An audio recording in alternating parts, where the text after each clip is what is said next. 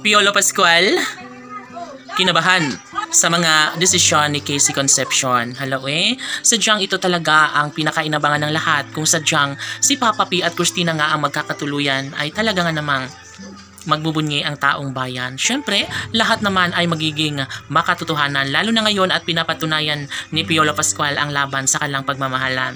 Siyempre, lahat ay magiging aktibo. Siyempre, isa na doon ang kanilang mga milyon-milyon na mga tagahanga na sadya nga namang wala ng ibang hinangad kundi ang kaligayahan sa kanilang mga puso, no, ng kanilang mga iniidolo. Sadyang mahirap na palaganapin ang isang pag-ibig kung sadyang baliwala lamang ito kay Piolo Pascual.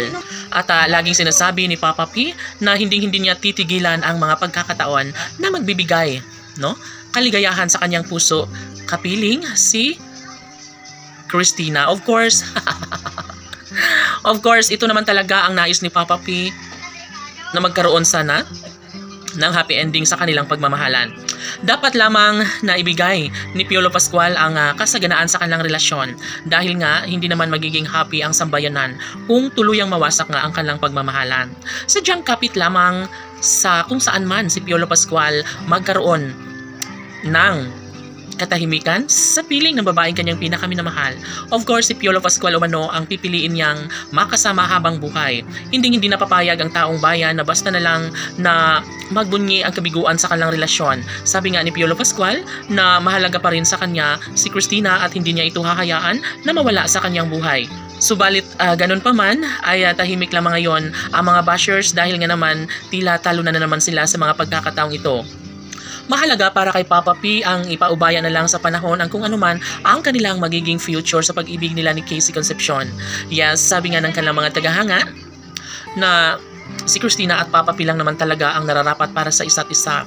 Walang sino mang makakapigil at sadyang hindi hahayaan ni Papa P ang mawala sa kanyang buhay, mawala sa kanya ng tuluyan si Christina.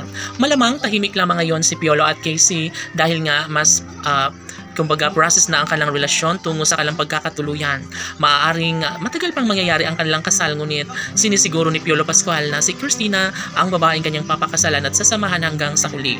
Malamang hindi naman pa pwede na mangyayari ang kabiguan sa kanilang relasyon. At ito nga ang ipinangako ni Piolo Pascual na habang buhay na niya itong mamahalin si Christina at hindi na siya papayag na sa ibang lalaki mapunta ang babaeng tunay niyang minahal.